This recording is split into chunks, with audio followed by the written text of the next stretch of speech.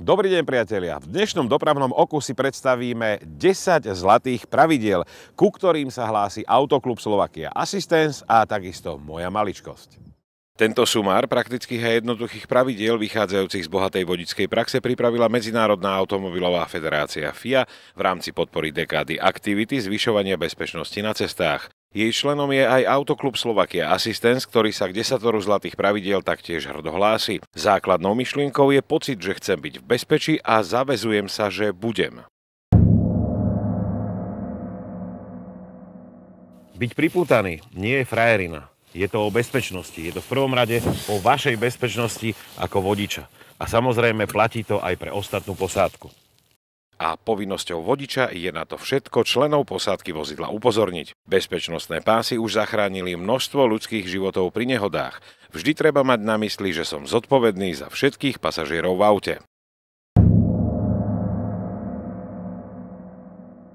Pravidlá cestnej premávky vznikli, existujú a formujú sa súbežne s vývojom dopravy. Sú určené na to, aby nás chránili. V dnešnej prehustenej doprave je nutnosťou sa vzdelávať aj v tejto oblasti, pretože rutinná jazda po pamäti je veľkým rizikovým faktorom dopravných nehôd.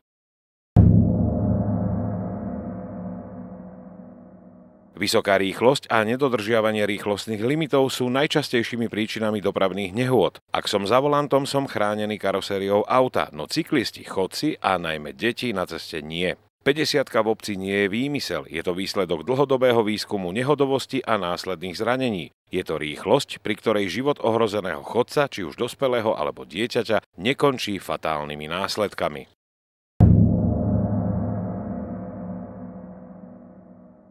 Používanie správnych pneumatík, pravidelne kontrolovaných a udržiavaných je základom bezpečnej jazdy, vrátane riešenia kritických situácií, najmä pri prudkom brzdení a vyhýbacích manévroch. Správne nahustené pneumatiky s kvalitným dezénom šetria aj vašu peňaženku. Pri podhustených sa zvyšuje valivý odpor a pri prehustených pneumatikách zase vozidlo stráca optimálny kontakt s vozovkou, čo môže viesť k šmiku a následnej kolízii.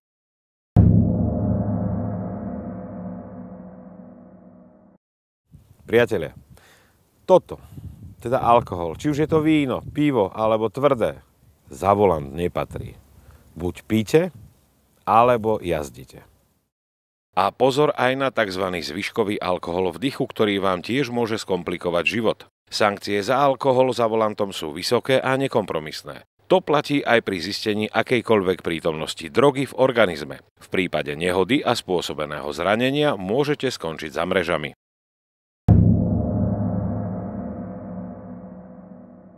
Súčasťou bezpečnej prepravy dieťaťa vo vozidle je jednoznačne autosedačka, do ktorej drobca usadím, pripútam a prepravím. Výrobcovia aut v spolupráci s výrobcami autosedačiek vyrábajú čoraz bezpečnejšie systémy, čo dokazujú aj nárazové testy vozidiel. A ponuka na trhu je široká, od najmenších po najväčších. Transport detí bez sedačky alebo podsedáku je veľkou nezodpovednosťou dospelákov. 3 veličiny sú dôležité.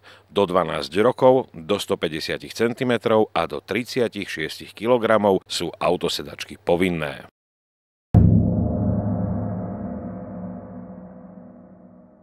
Napriek tomu, že naša legislatíva s handsfree sadou povoľuje telefonovať, v niektorých štátoch je to zakázané úplne. A to už nehovoríme o SMS-kovaní.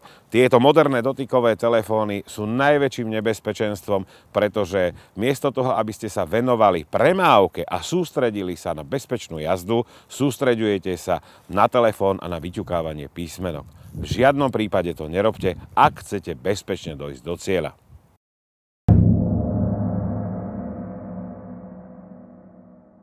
Žijeme v dobe rýchlej a uponáhľanej. Oddych je veľmi dôležitý, a to najmä za volantom a na dlhých trasách. Už pri ich plánovaní počítam s časovou rezervou, hlavne na oddych. Dlhá, monotónna jazda, jazda v noci či spiaca posádka a postupne prichádzajúca únava sú len krokom k mikrospánku a následnej havárii. Stratiť 10 či 15 minút na odpočívadle, ponaťahovať telo na čerstvom vzduchu je podstatne lepšie, ako sa do cieľa nedostať vôbec. Okrem 4 kolies jazdievame aj na 2 kolesách, či už na bicykli, na skútri alebo na veľkej motorke. Príľba je dôležitá vždy. Bicykel ani motocykel moju hlavu nechránia a tým, že pri jazdení je najvyššie položená od ťažiska týchto dopravných prostriedkov, je aj najzraniteľnejšia. Príľba je súčasťou výbavy každého bezpečne mysliaceho motorkára či cyklistu.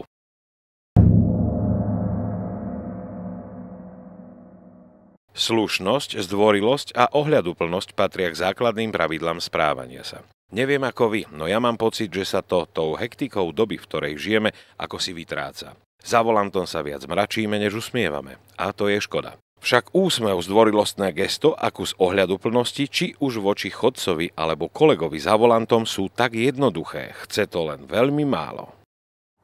Záverom len toľko, že ak aj vy sa pridáte k nám a budete dodržiavať týchto 10 zlatých pravidiel, vedzte, že na cestách bude opäť o niečo bezpečnejšie a opäť budeme k sebe viac tolerantnejší.